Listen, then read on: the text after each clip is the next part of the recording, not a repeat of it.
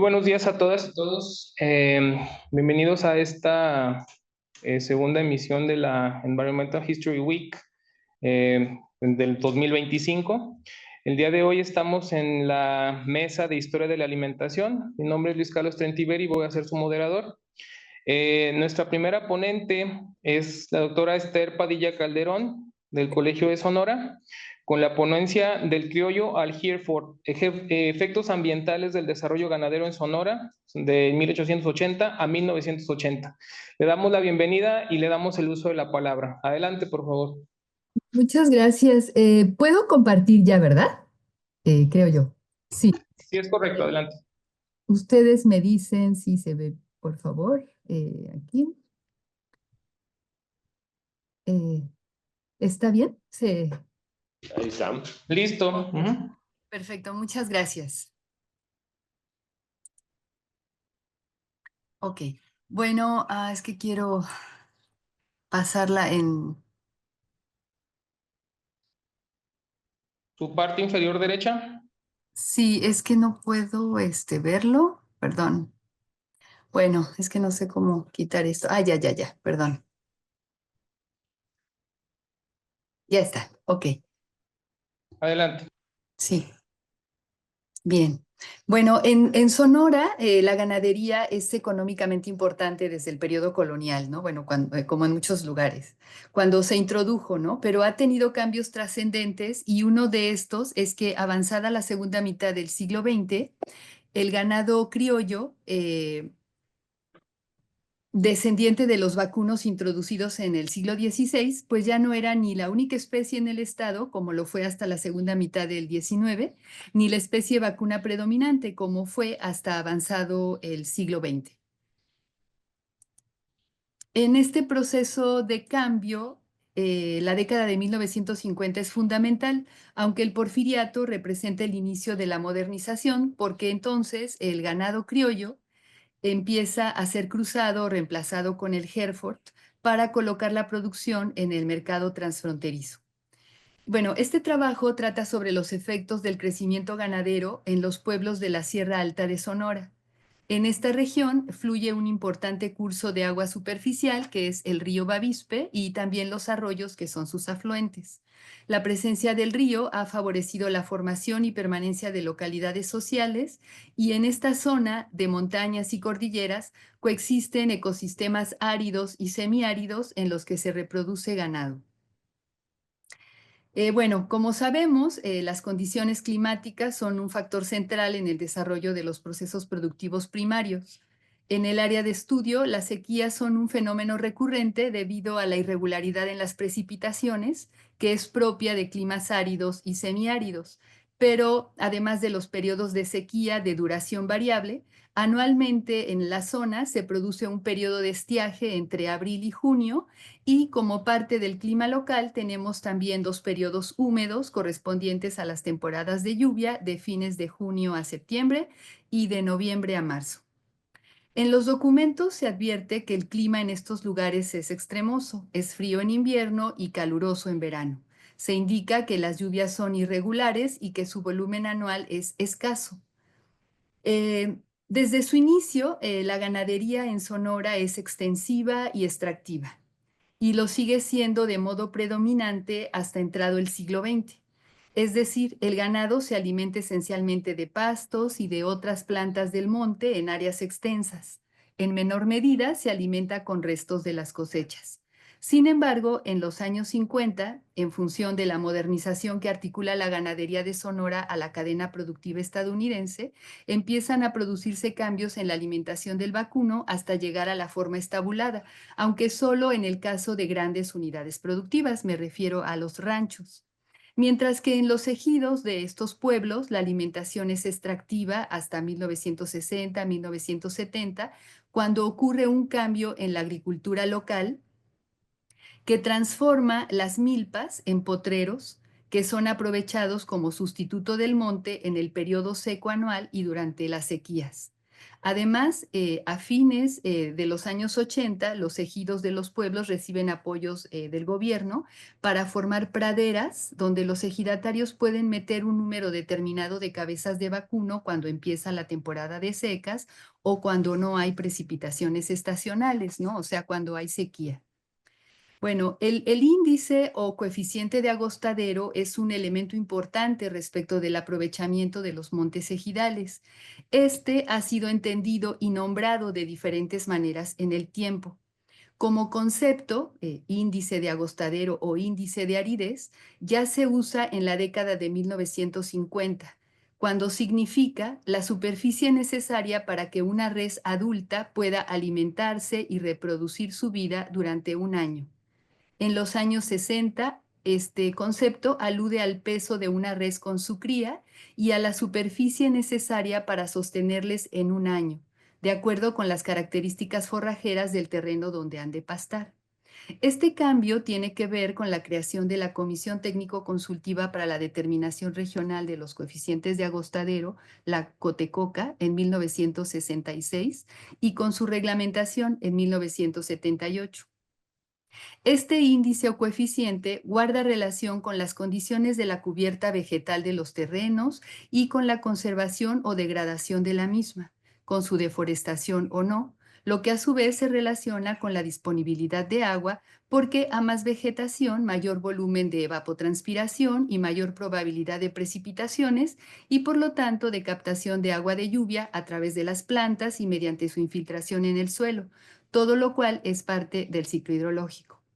El coeficiente también se relaciona con el tipo de ganado existente, porque su peso determina la cantidad de plantas, en materia verde o seca, que consume diariamente.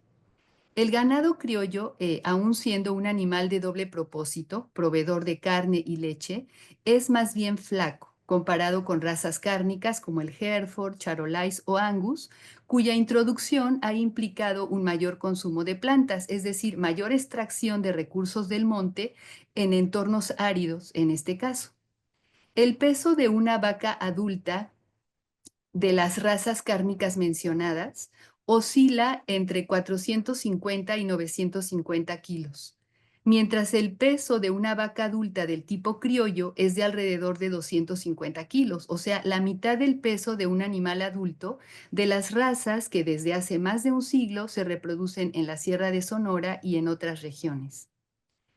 Bueno, las condiciones ecológicas no siempre estuvieron en la mira de quienes calculaban el coeficiente de agostadero ni de los usuarios directos de los recursos. En los años 70, la definición institucional ya repara en el cuidado de los recursos naturales, pero antes no se considera la sostenibilidad de los agostaderos, esto es, que se aprovecharan sin degradar, por lo que junto con la menor deforestación entonces existente, y el predominio de ganado criollo, el índice recomendado consideraba menos hectáreas por cabeza de vacuno que en etapas subsecuentes. El optimismo que produjo la incorporación de la ganadería de Sonora y de otros estados de México en la cadena productiva estadounidense influye en la escasa consideración de las condiciones ecológicas. La extinción del criollo parecía conveniente, pero desde las perspectivas cultural y científica, como dice Ernesto Camus, no lo es. Tampoco lo ha sido económicamente en el largo plazo. El criollo es buen productor de leche y rendidor de carne en contextos áridos. Esto indica que su genoma es apropiado a la geografía serrana al haber evolucionado en condiciones similares en Andalucía durante generaciones. En América se adaptó a entornos muy variados y aunque se ha dicho que estaba casi extinto en la década de 1960, todavía en el siglo actual existen hatos de bovinos criollos en el norte de México. El criollo es un animal de patas y cuernos largos, bueno para caminar largas distancias en terrenos escabrosos como los de la sierra y resistente a la sequía, porque es capaz de soportar varios días sin tomar agua, caminando grandes distancias para llegar a ella.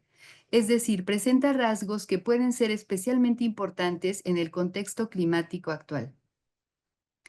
El índice de agostadero también se ha modificado porque la técnica para definirlo se precisó.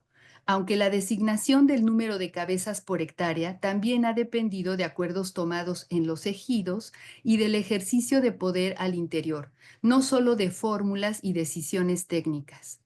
Desde los años 80 del siglo pasado, en algunos ejidos del río Bavispe, los acuerdos sociales han tomado un aspecto ecológico de sostenibilidad al delimitar el número de cabezas por ejidatario. Pero en otros ha prevalecido el criterio de la ganancia y no hay límites. Para el área del Bavispe, la información disponible permite advertir que al paso del tiempo, la cantidad de hectáreas que son requeridas por un animal en un año eh, pues ha aumentado, ¿no? Entonces, esto se muestra de esta manera. En las décadas del 20, 30 y 40, el índice de agostadero recomendado en estos lugares era de 8 a 10 hectáreas por cabeza. En las décadas de 50 y 60 eran de 8 a 10 y de 10 a 15. En las décadas de 70 y 80 eran de 15 a 20, 21.5 y 25 hectáreas por cabeza. Y en la década de 1990, en promedio para Sonora, es de más de 25 hectáreas por unidad animal. Entonces, bueno, esto tiene que ver también, esto tiene que ver pues con el incremento de la aridez por el crecimiento del hato de los ejidos y la introducción de especies vacunas de aptitud cárnica, ¿no? Bueno, esta gráfica lo que muestra es que entre 1920 y 1940 el ganado se reprodujo de modo precario en estos lugares, pero entre 1950 y 1960, con una excepción, eh, pues en realidad el ganado creció, ¿no? Bastante. La cantidad de ganado en estos lugares se incrementó de manera significativa. Bueno, todavía no resuelvo, no sé por qué en el caso de este pueblo, Nacori, no es la misma, la relación parece inversa, ¿no? Bueno, en esas estoy. Ahora, bueno, las relaciones sociedad-naturaleza han sido distintas en diferentes épocas. El agostadero de los pueblos y ejidos del río Bavispe ha tenido entonces diferentes valoraciones, con el origen de la modernización ganadera en el Porfiriato y sobre todo durante su momento medular en la década de 1950, el agostadero adquiere mayor valor económico para cada vez más personas. En los años 80 se advierte la necesidad de disminuir el número de cabezas de ganado en el monte para mejorar las condiciones de renovabilidad. Sin embargo, en el área de estudio se emplea el verbo raspar para expresar que el ganado ha comido todo lo que podía comer del terreno. Entonces, al comer, pues erosionan el área. Bueno, por otra parte, en el monte, además de plantas comestibles, hay fuentes de agua, ¿no? El agua para el ganado, para que el ganado beba, es necesaria, pero su disponibilidad a través de la lluvia para posibilitar el crecimiento de pastos eh, y otras plantas comestibles, pues es fundamental. Debido a las diferencias en el tamaño y composición de los hatos, en las primeras décadas del siglo XX, la competencia por los pastos era menor que en la segunda mitad del siglo o en la actualidad. Los ejidatarios del área han percibido una menor precipitación pluvial y periodos de sequía más prolongados desde los últimos años de la década de 1970 y primeros de los años 80. Esta gráfica que se muestra se construyó con registros de precipitación de una estación climatológica existente en el área que tiene datos constantes para un periodo prolongado. Entonces, al procesar los registros, separé los datos entre el periodo previo a los últimos años de la década de 70 y el periodo que incluye datos de los últimos años de esta década y subsecuentes. Se advierte que hay una disminución en la precipitación al comparar el periodo pre-80 y el periodo post-80, ¿no?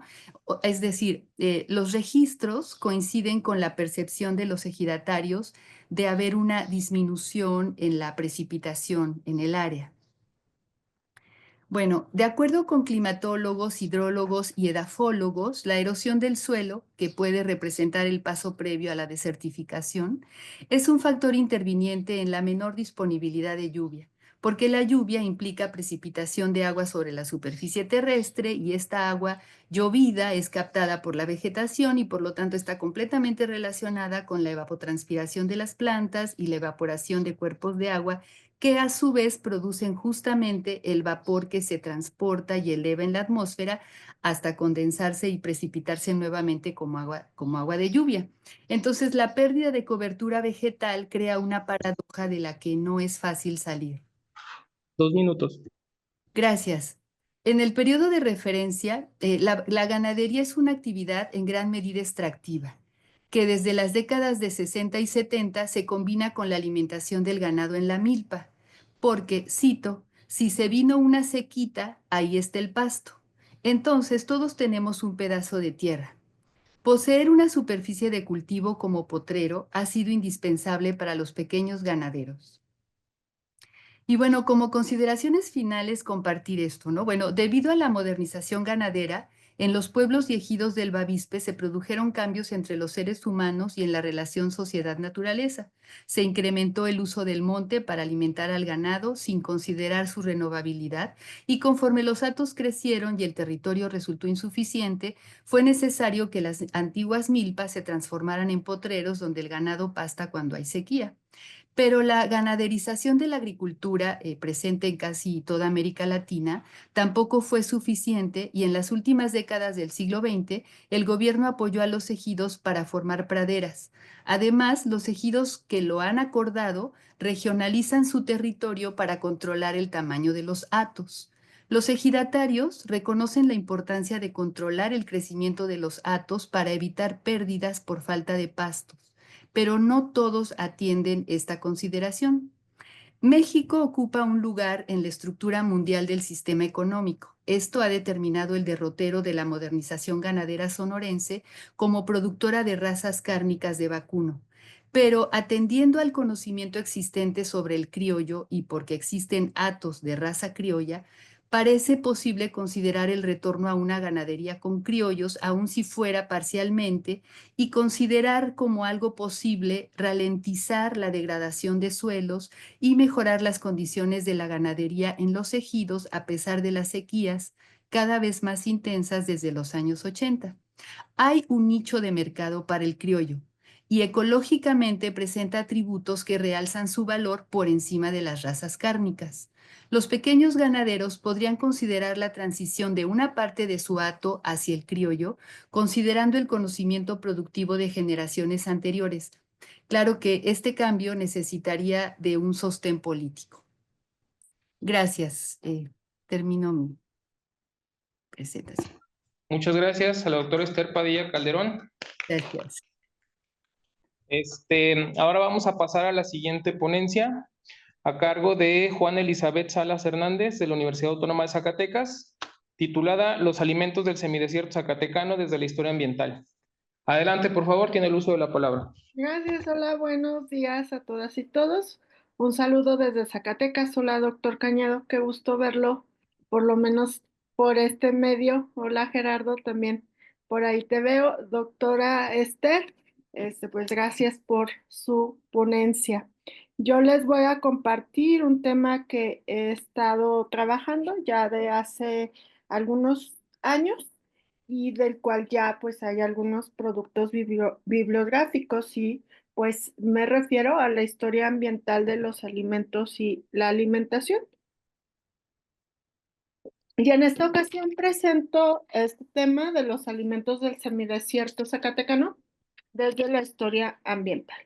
Bueno, la historia ambiental de los alimentos y la alimentación creo que es una oportunidad para degustar la historia de una de las prácticas más cercanas e íntimas de la humanidad, ¿no? Que es el comer.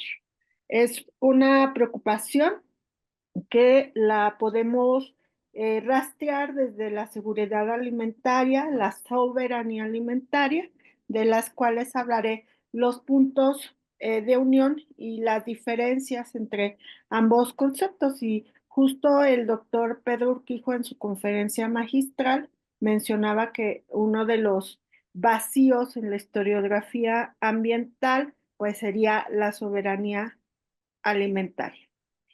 Yo ahí extiendo a la seguridad alimentaria, a los sistemas de alimentación y uno de los conceptos de los que hablaré esta mañana. Bueno, la FAO, en su marco estratégico 2231, plantea que la transformación de los sistemas agroalimentarios podría ser en 4 ejes: mejor producción, mejor nutrición, mejor ambiente y una vida mejor. Estos sistemas agroalimentarios también nos podrían servir como variables para el estudio de los sistemas alimentarios. Las áreas prioritarias en este tema desde la FAO es la igualdad de género, el empoderamiento de las mujeres en el ámbito rural, la transformación rural inclusiva, las emergencias agrícolas y alimentarias y los sistemas agroalimentarios resilientes. La seguridad alimentaria, la soberanía alimentaria, bueno, la seguridad alimentaria se consigue cuando todas las personas tienen acceso al alimento, ¿no? Sin embargo, la soberanía alimentaria es el derecho de los pueblos a definir sus propias políticas de producción, distribución y consumo de los alimentos. En ese sentido, los trabajos que he realizado en este tema de la alimentación, los alimentos y la alimentación, la historia ambiental de los alimentos y la alimentación han sido más desde la perspectiva de la soberanía alimentaria, en particular desde el concepto de los alimentos ancestrales. Y bueno, la inseguridad alimentaria, pues es lo contrario, ¿no? La insuficiente ingestión de alimentos. Sin embargo, considero también que en estos vacíos de la historia ambiental en América Latina, pues está el análisis de estas 3 categorías conceptuales. En ese sentido, bueno, solamente como un marco conceptual, recordar los sistemas agrarios importantes del patrimonio agrícola mundial, que en América Latina y el Caribe son 7. En Brasil, el sistema agrícola tradicional de la Serra do Espinhaço Meridional. En Chile, la agricultura de Chiloé, Ecuador, la chacra amazónica. En Perú, la agricultura andina. Aquí pueden ver algunas fotos que tomé de la página oficial. En México tenemos 2, el sistema agrícola de la Chinampa en la Ciudad de México y el Ixcol Milpa Maya de la península de Yucatán. También nos hacen falta la historia ambiental de estos sistemas agrícolas. Y bueno, la pregunta, ¿la historia ambiental comienza en el estómago? Es parte de la discusión historiográfica, ¿no? En la historia de los alimentos. Y pues la respuesta es clara, se necesita comenzar al estudiar la historia ambiental de los alimentos y la alimentación, las pautas de consumo, que han traído transformaciones ambientales, así como las narrativas hacia la historia ambiental. Bueno, la historia de los alimentos y la alimentación, como he comentado, es un vacío en la historiografía ambiental, junto con otros, ¿no? Como el ecofeminismo y el crecimiento, algunos otros de los que mencionaba el doctor Pedro Urquijo. Como podemos ver aquí, como los sistemas alimentarios, el impacto de la guerra, la narrativa literaria, etc. La historia ambiental de los sistemas alimentarios, por lo tanto, nos permite estudiar las formas de organización humanas para obtener y consumir la comida, comprender los diversos elementos que van desde las semillas vegetales y los animales hasta los utensilios que se necesita para consumir. Por supuesto, con estudios interdisciplinarios, aquí 2 propuestas teóricas desde las que he elaborado estas investigaciones, que es el patrimonio biocultural y los estudios decoloniales o descoloniales. Los alimentos en la historia ambiental, pues encontramos algunas referencias historiográficas como las culturas bananeras de la producción, consumo y transformaciones socioambientales de John Solury y Poteiro de Rebecca Earle. Bueno, en este enfoque teórico del patrimonio biocultural, a mí me ha permitido estudiarlo como pensándolo desde los territorios indígenas, los territorios de pueblos originarios, los recursos naturales o los elementos naturales bióticos, intervenidos y no intervenidos, el uso de los recursos naturales según los patrones culturales y eh, la diversidad biológica domesticada y no domesticada, como vamos a ver en esta mañana con los ejemplos de los alimentos del semidesierto zacatecano. Las actividades en el patrimonio biocultural, pues aquí ustedes pueden ver algunos como lo que menciona Víctor Toledo, como el olón biocultural, que es la expresión biocultural en un espacio donde hay prácticas productivas, que es la praxis, y los conocimientos tradicionales, que es el corpus, pero también un sistema simbólico en relación a estas creencias, que es el cosmos, que es lo que hemos ido investigando en nuestros sistemas alimentarios. Bueno, los alimentos del semidesierto zacatecano, que es parte del desierto chihuahuense y que pues también comparte elementos bióticos y abióticos con el altiplano potosino. Y estos alimentos del semidesierto, pues los hemos estudiado desde la categoría de los alimentos ancestrales. Y algunos de los que hemos estudiado son los cabuches, las flores de palma, los chinches de mezquite, la rata de campo. Este trabajo acaba de ser publicado en un libro que coordinó la doctora Enriqueta Quirós en el Instituto Mora, y este capítulo pues lo hice con dos colegas, Ruth Mira Montes y Margil Canizales. Bueno, ahí está ubicado Mazapil, que es parte del semidesierto, el semidesierto zacatecano, conformado por los municipios de Villa de Cos, El Salvador, Melchor Ocampo y Mazapil. Mazapil, que es parte del semidesierto, se encuentra en una región ecológica del desierto chihuahuense, con un alto nivel de biodiversidad y de endemismo en cactáceas. Una de las fotografías o de las primeras fotografías en Mazapil son estos cazadores que me han permitido pues ir rastreando también la caza como una práctica deportiva, depredadora, pero también para la alimentación. Y bueno, podemos decir que en esta relación con los alimentos ancestrales, la nostalgia, la añoranza, el amor a al terruño, los saberes comunitarios han permitido la preservación, la recolección y preparación de estos alimentos que otorgan identidad. Es así que encontramos que se usan hojas como el orégano, los frutos como las vainas de mezquite, y estos frutos son relacionados con la silvicultura y la recolección.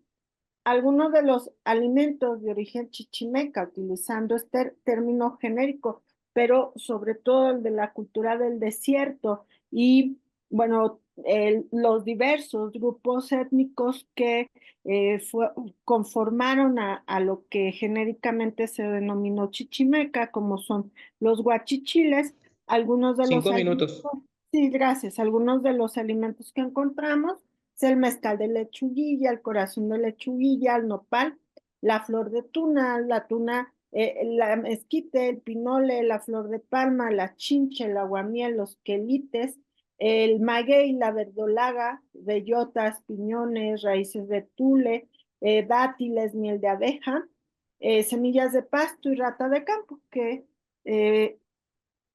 todos estos alimentos se siguen consumiendo en el semidesierto y que la mayoría siguen siendo obtenidos gracias al trabajo de recolección. Aquí ustedes pueden observar algunos de los que comentaba. En la parte superior izquierda observan la rata de campo, que también se consume en el altiplano potosino. Abajo es el caldo de rata. Arriba pueden ver un cazador de estas ratas en Villa de Cos. las flores de palma, chochas, conocidas en algunas partes, como en el altiplano potosino, los cabuches, las chinches de mezquite. Y bueno, hemos encontrado en estas investigaciones que en su mayoría las mujeres han preservado la tradición de cocinar estos alimentos. Aquí me enfoco sobre todo a las flores de palma y a los cabuches, pero en general a todos los alimentos que les mencionaba. Las recetas y los procesos de recolección han sido transmitidos en proceso de memoria familiar y saberes comunitarios, se han aprendido a cocinar. Estas portadoras de tradición, pues podemos decir que son parte del patrimonio biocultural del semidesierto. Se puede estudiar también desde manifestaciones del ecofeminismo. Y por 3 supuesto, minutos. sí, gracias. Por supuesto que el resguardo de esta memoria, pues nos lleva a pensar en el resguardo de la memoria biocultural. Y ya para ir cerrando, pues entre las categorías que nos permiten estudiar a los alimentos ancestrales está lo histórico, lo biológico, lo cultural, lo identitario, es social, es económico y es político. Estas son algunas de las cocineras con las que nos han permitido trabajar con ellas, ¿no? Para ir documentando estos procesos de, sobre todo, de preparación de los alimentos. Y bueno, aquí algunos de estos alimentos, como la flor de palma, los cabuches, igual que otros, como la chinche gigante, se han consumido en el semidesierto de manera ancestral. Se respetan los ciclos naturales y su consumo se restringe a la recolección y en la mayoría de los casos también se limita al consumo doméstico. Lo que ustedes observan en la fotografía es un platillo hecho con la flor de palma. Y bueno, eso sería todo. Muchas gracias por su atención y quedo atenta por si hubiese preguntas o comentarios. Muchas gracias. Le damos las gracias a Juana Elizabeth Salas Hernández y vamos a dar paso a nuestro siguiente ponente, Alejandro Bonada Chavarría, con la ponencia titulada Clausewitz y la construcción de ambientes en México y Palestina. Adelante, tiene uso la palabra, hasta por 15 minutos.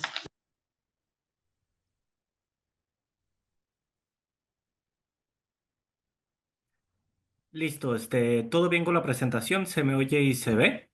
Adelante. Perfecto. Muy bien, pues gracias por el espacio. La ponencia lleva como título Clausewitz y la construcción de mentes en México y Palestina, y yo soy doctorante de Historia y Artes en la Universidad de Granada. Este trabajo surge a partir de lo que se dio el 7 de octubre del 2023. Yo en esas fechas me invitaron a la Universidad de Granada, a la Facultad de Ciencias, a dar una ponencia sobre mis avances de tesis doctoral, que se llama Tras las huellas de la guerra, de la guerrilla a la guerra contra el narcotráfico en el noroeste de México, del 65 al 2012, ¿no? Pero una solicitud que me hicieron los estudiantes de ciencias en ese momento fue si podía hacer un paralelismo o vincular mi trabajo con lo que estaba ocurriendo en Palestina en esos momentos. Me habrán invitado por ahí de octubre, noviembre más o menos, ¿no? Entonces, para mí fue un gran esfuerzo hacer toda una revisión sobre lo que estaba pasando en aquel entonces, si bien iba al día un poco con las noticias, pero pues ante esta invitación fue que me fui adentrando a esta comparación entre México y Palestina. A raíz de eso, pues ya he estado haciendo varias notas, si bien no es mi trabajo principal, pero sí me he estado dedicando a hacer varias notas y estoy encontrando varios vínculos o, como mencionó Pedro Urquijo en su conferencia, pues qué mejor que conocer su país comparando con procesos, si no similares, pero en este caso bélicos, como lo que está ocurriendo por allá en estos momentos, para conocer mejor sus propios procesos históricos. Entonces, ¿por qué estudiar México-Palestina desde la historia ambiental de la guerra, que es la propuesta que yo trabajo en el proyecto doctoral? Pues un tan fácil, un por qué no. La realidad nos rebasa y el caso más reciente de México es el de Teuchitlán, en el cual se conceptualiza de varias maneras, pero bueno, pues lo que hay allí es evidente por el momento, ¿no? Desaparecidos tenemos 125.287 hasta marzo de 2025 y en Palestina desde octubre del 2023 a la fecha hay 61.709 asesinados, de los cuales más de 10.000 son menores de edad, niños, bebés recién nacidos, etcétera, ¿no? Otro elemento para mí muy importante es el BDS. El movimiento BDS es Boicot, Desinversión y Sanciones, en el cual aquí en Granada tiene una fortaleza bastante interesante y presencia de las universidades. ¿Y qué es de lo que han hablado ahí y que ha ocurrido también en lugares como el Colegio de México? Es el boicot a universidades israelíes. Otro punto es el papel de Israel en la llamada guerra sucia y la guerra contra el narcotráfico. Este país, mediante sus agencias internacionales como el Mossad o ya sea la IDF, las Fuerzas de Defensa israelíes, ha funcionado desde aquel entonces como asesor y proveedor de tecnología militar. En la guerra sucia estuvieron vendiendo algunos modelos de aeronaves, tecnología, y ya más hacia el presente, pues el tristemente célebre programa Pegasus de espionaje a periodistas y gente de movimientos sociales. Entonces, bueno, hay un vínculo allí desde los setentas y continúa en el presente. Y por último, otra necesidad es de internacionalismo por parte de la historia ambiental. Tal como lo mencionó Pedro Urquijo también hace unos momentos, es de que los mexicanos, si bien tenemos este latinoamericanismo, pues aún así nos cuesta trabajo salir de esta esfera. Y este, por lo tanto, pues es esto también una llamada hacia que tengamos una intención, una mirada más internacionalista, ya sea en el caso de Palestina, pero también puede ser lo que está ocurriendo en Kurdistán o en otros muchos lados del mundo, además de la tragedia que ya tenemos aquí en México. Bien, eh, un breve panorama de la historiografía ambiental israelí. Hablando del BDS, al menos en el periodo de 2015 a 2019, la Academia Israelí de Historia Ambiental tuvo presencia en la Sociedad Europea de Historia Ambiental. O sea que, pues aún no ha habido como una fuerte condena o un boicot a lo que está haciendo Israel. El sionismo es una piedra angular de su historiografía. ¿Por qué? Porque hay una negación a la Nakba, es decir, a la limpieza étnica que ha hecho Israel desde finales del siglo XIX y que es un proceso pues ya prácticamente de larga duración, ¿no? Hay una negación de la historia de Palestina. Estuve revisando una parte importante de historiografía ambiental de Israel y la gran mayoría de sus problemáticas de estudio es el ambientalismo, reacciones ecologistas, ambientalistas, sus problemas del agua, su lema, el reverdecer el desierto, que transformaron ecosistemas que llevan ahí durante miles de años y con la colonización sionista se reverdeció, pero con una mentalidad a partir de las vivencias de judíos askenazis, particularmente del centro norte de Europa. Eh, ¿Qué más? Régimen de apartheid, genocidio, esas cosas no existen en la Academia Israelí. Entonces vemos unos sesgos bastante importantes, los cuales es necesario contrarrestar.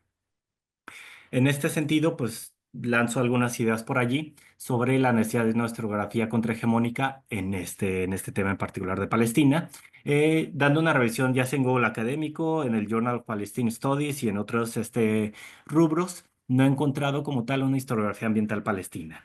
Lo que más hay en ese rubro, pero sí es un campo muy fuerte, es el de la ecología política. Y allí hay una colaboración bastante interesante entre israelíes antisionistas y palestinos. Y bueno, salta a otros lados del mundo, pero esta vinculación es bastante fuerte e importante. Y bien, ¿cómo se puede estudiar la historia ambiental de la guerra en Palestina? Ahí hay una lista que he hecho en estos meses bastante amplia, pero la puedo resumir en tres ejes. Las formas territoriales de colonización y resistencia a la colonización sionista, que puede ser uno de los principales ejes rectores, la historia ambiental de las organizaciones político-militares, ya sea Fatah, ya sea las Fuerzas de Liberación Popular Palestinas, ya sea Hamas, o la historia ambiental de las organizaciones no violentas, las cuales han tenido mucha productividad también en las últimas décadas. Bien, ¿por qué Clausewitz? Clausewitz, en su obra de la guerra, si bien es un referente en estudios sobre guerra, la historia ambiental, salvo Linda Hall, en su estudio, en unos estudios, perdón, para la guerra civil estadounidense, no lo he visto citado o discutido en otro rubro. Entonces aquí tenemos un campo, un autor y un bagaje conceptual bastante interesante en el cual pues no se ha desarrollado y pues esto también es una invitación para ello. Y dentro de los muchos conceptos que se pueden rescatar de la guerra, yo por lo pronto pongo dos sobre la mesa: la táctica y la estrategia, la diferencia. La táctica se refiere al arte de conducir las batallas, es el nivel más inmediato. Y estrategia, por lo tanto, es el uso de los combates para alcanzar el objetivo de la guerra. O sea, si lo dibujamos esto en un paraguas, el paraguas es la estrategia y dentro estaría la táctica y las diversas batallas para llegar a resolver la estrategia. Bien, para esta tesis doctoral yo estoy trabajando una propuesta de construcción de ambientes a partir de lo que ha discutido Chris Pearson sobre los ambientes militarizados, y lo he fragmentado o lo he clasificado en tres, al menos en el caso mexicano, que serían los ambientes insurgentes, contrainsurgentes y narcoambientes. Pero al ponerlo a dialogar a Chris Pearson con Clausewitz, me he estado adentrando en algo que estoy denominando ambientes estratégicos y ambientes tácticos, lo cual lo puedo sintetizar en estas dos definiciones: que el ambiente estratégico sería aquel que pretende construir, es decir, que se construye a lo largo de una guerra, es como el objetivo, como el objetivo final, la teleología, por ponerlo de alguna manera. Y ambientes tácticos serían aquellos desarrollados a lo largo de una batalla o campaña vinculados a la estrategia. Como aquí viene en el esquema, bueno, puede haber un ambiente táctico 1, 2, 3, dependiendo cómo es el teatro de operaciones, el estado, la región donde está desenvolviendo una guerra, y el ambiente estratégico sería pues todo ese camino recorrido. Bien, en el caso de Palestina, lo podríamos poner como una de las finalidades estratégicas de los ambientes sionistas, que sería ocupar toda la tierra que otrora fue el mandato de Palestina. Ese es uno de los objetivos, al menos como el más tradicional, pero hay otra corriente sionista que es la del Gran Israel. Es una corriente más irredentista y tiene pues esta finalidad, no solamente de lo que era Palestina durante el Imperio Otomano y las demandas de lo que debe ser Palestina, sino superar esas fronteras e irse hasta Arabia Saudita, hasta Siria, hasta Irak e incluso llegar hasta África con Egipto. Y en el actual conflicto con Siria y lo que está ocurriendo también en Turquía, podemos ver que hay un cierto avance hacia estas áreas que ya sobrepasaron los Altos del Golán y ya están llegando incluso a Siria. O sea que idea del Gran Israel, pues no es algo muy descabellado, sino está pasando bajo nuestros ojos. Otro ambiente sionista que puede ser como estrategia es que no sé si lo han visto, que hace alrededor de 1 o 2 meses se recreó en la cuenta de Trump en redes sociales varias imágenes de lo que él vendía como lo que debería de ser Gaza. Y bueno, vemos a Netanyahu y a Trump en un hotel, una estatua de oro, una costa, en fin, toda una megalomanía del sionismo por allí. Bien, 5 minutos. entonces, ¿cómo, perdón? 5 minutos. Bien, perfecto. Entonces, para resumidas cuentas, ¿cómo pueden funcionar los ambientes estratégicos en Gaza? Hay unos elementos claves allí que funcionan no solamente en cuestiones armadas, sino también de infraestructura, como es el bulldozer como herramienta de construcción de destrucción militar, el papel de las carreteras, el control del agua y la importancia del río Jordán, y el papel rector de las fuerzas de defensa israelíes en el desarrollo de Israel. Y un poquito esquemático cómo funcionarían estos ambientes estratégicos en el caso de Gaza. Tensiones en el seno del sionismo, ya que unos pretenden unas fronteras más amplias y otros más cortas. Y se pueden comprender a partir de cada guerra. Han tenido bastantes guerras Israel, ya sea con Palestina o con sus vecinos, pero hay ciertos elementos que estoy rastreando que funcionan para construir un ambiente táctico, que sería el control de suministros, los bloqueos terrestres, aéreos y marítimos, la destrucción sistemática de la infraestructura y la ocupación de espacios estratégicos, particularmente cerros, valles, agua, todo aquello que pueda controlar el movimiento de gente, el movimiento de mercancías y el metabolismo social.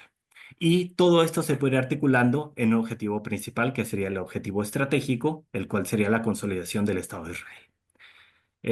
Avanzo un poco más para al menos dar una repasada a lo del caso mexicano. Aquí lo dejo un par de segundos para no dar mayor contexto, y si tienen oportunidad de escanearlo por el QR, es un mapa que llevo haciendo alrededor de 2 o 3 años sobre el conflicto armado interno en México, caso noroeste. Allí, ¿cómo pueden operar los ambientes contrainsurgentes? Un poco para hacer este paralelismo con el caso Palestina. El estratégico sería la Operación Cóndor, aquella primera gran guerra contra el narcotráfico que emprendió el Estado mexicano, inicia en el 77 y después se fue transformando con otros nombres hasta nuestros días. Objetivo, intervenir en la relación entre el Estado y los poderes locales estatales, construir una relación jerárquica desde el poder federal. Eso fue lo que buscó hacer el Estado mexicano. Para ello, desarrolló acciones en la sierra, como lo que menciona aquí, violaciones de derechos humanos, ocupación militar, empleo de químicos e incluso instalación de sistemas satelitales, los cuales fueron asesorados por la NASA. Esto lo encontré en un documento, en un cable de la Secretaría de Estado de la Embajada de México a la Secretaría de Estado en Estados Unidos. Y algo que me ha servido también aquí es la noción de Fernán Brodel para clasificar las geografías. No es lo mismo lo que ocurre en la sierra a los valles a en los litorales. Entonces, bueno, acá algunas tipologías de lo que pasa en la sierra y en los valles, algunas fotografías de ambos contextos y conclusiones. Yo más que respuestas tengo muchísimas dudas, solo puse muy poquitas aquí porque cada vez que veo lo que pasa en México, lo que pasa en Palestina, me siguen surgiendo más y más dudas. Pero bueno, aquí un pequeño listado. Comparación de narrativas hegemónicas, sionista y ortodoxa, es decir, que hay una narrativa hegemónica sobre la captura del Estado aquí en México y la narrativa sionista pues, sobre lo que ocurre en Palestina, un pesimismo esperanzador. Si bien esto que alcancé a mencionar muy brevemente sobre estas dos regiones, México y Palestina, en ambos casos, a pesar de que nos sobrepasan desaparecidos, muertes, etcétera, hay de dónde jalar un poco de procesos de esperanza. En México, pues estamos con las madres buscadoras. En Palestina hay muchísimos, pero puede ser las cocinas comunitarias, defensores del territorio, y mucho de ello tiene que ver con acciones no necesariamente militares, como puede ser con Hamas, sino también no violentas. ¿Cómo? Un Y una de minuto. las grandes preguntas, ¿sí? ¿Cómo llegar a la paz en ambos casos y qué tipo de paz se puede lograr en ambos casos? Y ya para cerrar, si les interesa alguna bibliografía, tengo aquí un listado que he hecho en un Google Drive. Dejo aquí un momentito el QR por si lo desean escanear y sería mi participación y muchas gracias. Muy bien, muchas gracias. Le damos las gracias a Alejandro Monada Chavarría. Como por anotar, esta última mesa no tenía mucha relación con la historia de la alimentación, sin embargo, pues bueno, por un asunto logístico lo incluimos en esta mesa el día de hoy. Bueno, vamos a abrir un breve espacio de preguntas y respuestas. Les pedimos por ahí si tienen alguna pregunta en concreto para alguno de los ponentes, sean tan amables de ponerlas en la bandeja del chat, en el espacio de chat, y con gusto las vamos a leer. ¿Gerardo?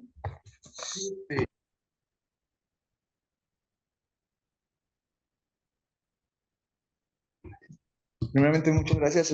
Es un gusto poder verlos aquí a ustedes. Me disculpo por el comentario, pregunta que tengo para la doctora Esther, porque no pude escuchar toda la charla porque estaba en la otra sala, pero el tema me llamó la atención porque hace poco en el IPCIT vino una doctora de España que está trabajando allá, se llama Bieile Cortés Gallardo, hablando de algo que me pareció muy pertinente y vinculable a la historia ambiental. Resulta que en los 80s empezó a popularizarse la ivermectina para poder desparasitar al ganado. Y pues bueno, es como meter ivermectina porque la competencia se supone que es dañina para el ambiente. Y resulta que los estudios muestran que es al revés, ¿no? Que la que es más dañina es la ivermectina. ¿Qué es lo que sucede con la ivermectina? Que se va directamente a las heces y lo que hace es que cuando los escarabajos coprófagos se comen las heces, no la pueden ahora ya procesar y porque pues, termina afectándoles y ya no pueden comerse, ¿no? Esos excrementos. Y pues cuando el escarabajo o cualquier insecto no puede deshacerlas, pues lo que termina es que las heces se quedan ahí y al quedarse ahí, pues ya esa parte del pasto pues ya no es palatable para el ganado. Entonces se vuelve un problema muy, muy fuerte. Y es un problema que creo que no solamente debe de ser atendido por los biólogos, porque resulta que cuando hay estos animales, brindan un valor, según un estudio, de 380 millones de dólares al año al sector ganadero, en Estados Unidos, 412 millones de euros al año en Reino Unido. O sea que si no existieran, que precisamente es lo que está pasando con esto, con la ivermectina, pues lo que sucedería es que se tendría que estar gastando este dinero en estar limpiando de las heces para poder que los animales puedan estar ahí. Entonces, básicamente, donde vemos un lugar lleno de heces, pues significa que ya están siendo atacados los insectos que tendrían que deshacerlas. Y si bien esto es muy reciente y es de los 80 para acá, pues básicamente lo que han estado haciendo principalmente biólogos es hablar con los ganaderos y darles como que otras alternativas para desparasitar al ganado y decirles, oye, por favor, cuídate del veterinario, porque lo que va a querer hacer es recetarte esto como la cura, pero en realidad está generándote un problema a largo plazo. Entonces era algo que quería compartirlo porque creo que precisamente en el contexto de generar historia ambiental para lograr incidencia es algo que también tenemos que estar logrando esas conexiones que son muy importantes, ¿no? Que al fin y al cabo es algo que se planteó para resolver un problema, pero que también está generando ahora otros problemas fuera de esto. Entonces, pues un saludo y ese era mi comentario. Gracias. ¿Podría decir algo? Sí, sí. Adelante, claro que sí. Gracias. Gerardo, gracias por el comentario y también me da mucho gusto verte otra vez. Bueno, en realidad no tengo ni idea si en la ganadería serrana se usa la ivermectina, pero si es tan común, pues lo más seguro es que sí, ¿no? Pero gracias por el comentario, creo que es algo que en lo que puedo empezar a interesarme también, ¿no? Sí he escuchado pues de otros problemas que se resolvieron en décadas anteriores, bueno, en el siglo XX, ¿no? Como el famoso gusano barrenador, ¿no? Que les comía los ojos y etcétera al ganado, y entonces lo que hicieron fue con una mosquita que llegó pues por vía aérea y aventaban en las diferentes zonas las mosquitas que tenían que soltar los ganaderos o sus vaqueros en diferentes zonas para poder, digamos, ir haciendo estériles a los gusanitos, ¿no? Entonces así terminaron con ese problema, pero la verdad nunca, más allá de eso, he preguntado, por ejemplo, con qué desparasitan. Y me parece que es sumamente importante lo que estás planteando, ¿no? Porque también el excremento se ha usado para fertilizar, ¿no? En esta zona la gente ha recogido el estiércol durante mucho tiempo para llevarla a sus predios y de esa manera fertilizar. Entonces yo creo que es algo muy importante porque ahí se forma como una cadena de problemas, bueno, ambientales, ¿no? Y por lo tanto de salud para las personas que habitan en esos lugares, ¿no? Pues gracias por el comentario y lo voy a tener muy en cuenta para mi próximo trabajo de campo. Espero que, bueno, te voy a platicar lo que resulte.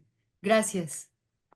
Ay, y no dije antes que gracias por la oportunidad de presentar el trabajo en este contexto. Muy bien, muchas gracias. Aquí el doctor tiene una pregunta.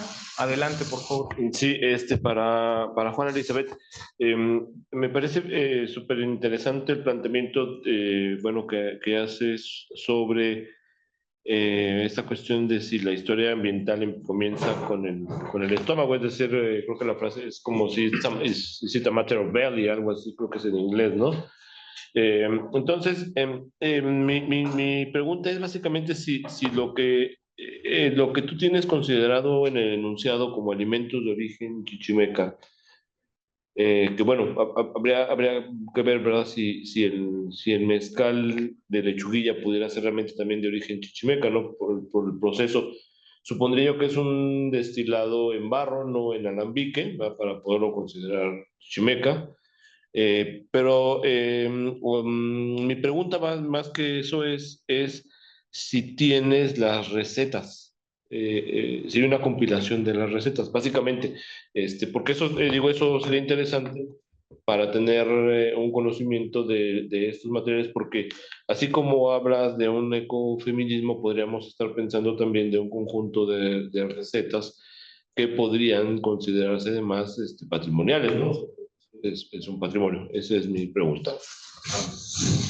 Adelante, por favor. Gracias, doctor Cañada, por su pregunta. Y bueno, igual que la doctora Esther, agradezco la oportunidad de estar en este evento tan importante, por lo menos de manera virtual, ¿no? Me hubiera encantado ir a mi alma mater, el Colegio de San Luis. En cuanto a su pregunta, bueno, dos cuestiones. Uno, los alimentos chichimecas son este conjunto de alimentos que iba rastreando a través de la documentación de las crónicas y de alguna historiografía, ¿no? Por ejemplo, pues un clásico para esta región, La gente del mezquite, de Carlos Manuel Valdés, y más reciente, un capítulo que hizo Adri Lazos para el libro Historia Ambiental en el Norte de México, donde habla de los paisajes, los legados chichimecas en el paisaje, y ahí hay algunas líneas sobre la alimentación. Cierto lo que menciona del mezcal. El mezcal de lechuguilla es un término para decirle a la bebida. En realidad, creo que nos faltan muchos estudios sobre el proceso de fermentación de estas bebidas. Hay una crónica eh, de Gaspar de la Fuente, un oidor, para principios del siglo XVII, donde relata su camino hacia Mazapil y dice, bueno, no hay agua, ¿no? Y el agua que se toma es de los magueyes, y lo que yo entiendo es que podría ser un posible tipo de aguamiel. Entonces, sí, gracias por la precisión, para permitir aclarar esto, que no es la bebida fermentada, es un tipo de bebida. Lo de, por ejemplo, la miel de abejas, pues tampoco es la abeja africana, no es la abeja mepilona, y ya ahí, por supuesto que nos faltan estudios sobre cada uno de estos alimentos. En particular, la pregunta sobre las recetas, sí hemos ido conjuntando recetas de estos diversos alimentos, tanto de la chinche, la flor de palma, el cabuche y el caldo de rata. Y lo que dice usted sobre lo patrimonial, eso es muy importante, porque muchos de estos alimentos que se están poniendo de moda, ¿no? Como superfoods, están llegando a los restaurantes, se están perdiendo las recetas tradicionales, incluso estos alimentos, estos frutos podrían estar en peligro. Encontramos cuando hicimos la investigación de la rata de campo que los cazadores, como el que ustedes pudieron ver en la fotografía, sí tienen ellos acuerdos de cuidado, ¿no? De las ratas. Cazan en cierta temporada cierto tipo de ratas, por ejemplo, no cazan a las ratitas que están embarazadas, ¿no? O que acaban de tener a sus bebés, y cazan cierta cantidad de ratas. Si en una madriguera encuentran 30, solamente cazan la mitad, ¿no? Entonces, pero hemos encontrado, tanto para el caso de San Luis Potosí como para Zacatecas, pues ya muchos restaurantes que están vendiendo el caldo de rata de campo, las flores de palma, los cabuches, y bueno, eso nos llevaría también a otra investigación, a otros análisis. Pero sí hemos recabado las recetas. Yo creo que ese podría ser un siguiente paso, ¿no? La publicación de las recetas, el trabajo con las cocineras, pero como esta investigación no es una investigación de cocina, sino de alimentación, no nos quedamos solo con las recetas, también hemos trabajado, como ustedes lo pudieron ver, con cazadores, con recolectores, con vendedores, y pues con una cadena de personas que se involucran en la producción y consumo y venta de estos alimentos. Entonces, eso sería la respuesta. Muchas gracias. Muchas gracias. En el chat pusieron una pregunta para Alejandro. Dice, cuando plantea responder qué tipo de paz se puede lograr, ¿podrías profundizar un poco en lo que estás pensando cuando te planteas esta pregunta? La considero muy importante. Por favor, Alejandro. Gracias. Sí. Yo también la considero tan importante que es una respuesta para mí todavía muy incompleta, pero bueno, algo intentaré de lo que he podido reflexionar. En México, yo estoy revisando dentro de los procesos históricos la etapa de los 60s y 70s, cuando se empezó a hacer la primera guerra contra el narcotráfico y de manera simultánea se estaban emprendiendo proyectos de contrainsurgencia en lo que se le conoce como la llamada Guerra Sucia. Yo lo que estoy haciendo en la tesis doctoral es entender esos dos procesos, la contrainsurgencia o guerra sucia y guerra contra el narcotráfico, como un solo proceso que sería la construcción del Estado mexicano de manera cotidiana. Y en aquel momento pues tenía esa particularidad que estoy señalando. Lo que noto en el periodo de 1977, 80 y tantos más o menos, es que el concepto o la idea del territorio o de luchas agrarias se pierde del noroeste. ¿Por qué? Por la contrainsurgencia. Se prácticamente desarticula la Liga Comunista 23 de septiembre. Hay una persecución a gente que pueda ser sospechosa de narcotraficante o había un punitivismo en este sentido.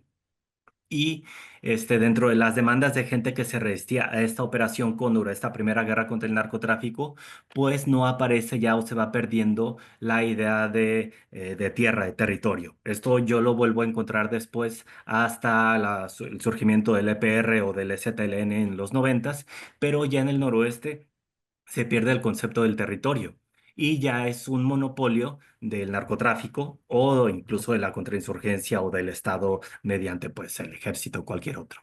En este sentido, creo que al menos en el caso mexicano, pues necesitamos una paz con memoria. Y un hecho que estuvo ocurriendo estos últimos años del sexenio de Obrador fue la entrega, eh, sí, la entrega del informe del mecanismo de esclarecimiento histórico a la presidencia de la República. Y hubo un desdén y ya hubo prácticamente un carpetazo de este elemento. Y el informe del ME, del esclarecimiento histórico, pues tenía que ver muchas cosas. Sí, con el ecocidio en la Sierra Madre Occidental a partir de la Operación Cóndor, violaciones a derechos humanos por cuestiones de narcóticos, de narcotráfico o de movilización social. Y si el propio Estado o la propia presidencia de la República, perdón, que sigue vigente con otra presidenta, hay un desdén, pues es difícil que podamos lograr una paz positiva. Otros conceptos que a mi parecer deberían ser considerados en esta respuesta de qué tipo de paz, pues una con sustentabilidad, con pluriversalidad. Y bueno, en el caso de Palestina, el primero que reflexionó qué tipo de paz se puede construir al respecto, al menos desde la academia, fue John Galtung en el 72, que tiene una propuesta al respecto. Y lo que yo he estado identificando, tanto de israelíes antisionistas como de palestinos, quizás los más susceptibles al diálogo, sería la integración de israelíes y palestinos en y ahí abro signos de interrogación, Estado plurinacional, región, no sé. Pero es algo que al menos en esa zona se está discutiendo, que pues no se puede hacer una solución de los dos estados o que continúen las cosas como tal, sino que lo ideal sería una construcción de una entidad plurinacional, pero pues el gran impedimento pues es el sionismo y también Estados Unidos. En este caso de Palestina, por lo que he revisado de los especialistas, es que algo tiene que ocurrir fuertemente en Estados Unidos que logra hacer el efecto dominó, ya que pues Estados Unidos, además de ser el primer entidad que respalda militarmente, también respalda económicamente al sionismo. Y respuestas que podemos estar viendo es la deportación a gente que ha estado protestando en contra de lo que está ocurriendo ahora en Gaza. Y bueno, sé que la respuesta es muy incompleta, pero es una pregunta bastante difícil y muy, muy importante que, bueno, pues queda seguir trabajando para construirla. Y gracias por la respuesta y por Me preguntan, perdón por darme la palabra, ¿hago divulgación de esto que estoy trabajando? Sí, me acaban de invitar a un programa de radio en FM y online aquí en Granada, y ahí estoy subiendo, haciendo un capítulo por cada proceso histórico que estoy trabajando con esta perspectiva, y se los puedo pasar, encantado de que lo puedan revisar. Y gracias. Muy bien, muchas gracias. Por cuestiones de tiempo, hay otra pregunta que quedó ahí, pero bueno, la pueden discutir entre ustedes aquí. Por cuestiones de tiempo tenemos que cerrar la mesa, ya viene la siguiente mesa, ya están aquí. Agradecemos mucho a las ponentes y al ponente de esta mesa de Historia de la Alimentación, y pues nos estaremos viendo en próximas emisiones de este evento. Muchas gracias, muy buen día a todos y hasta luego.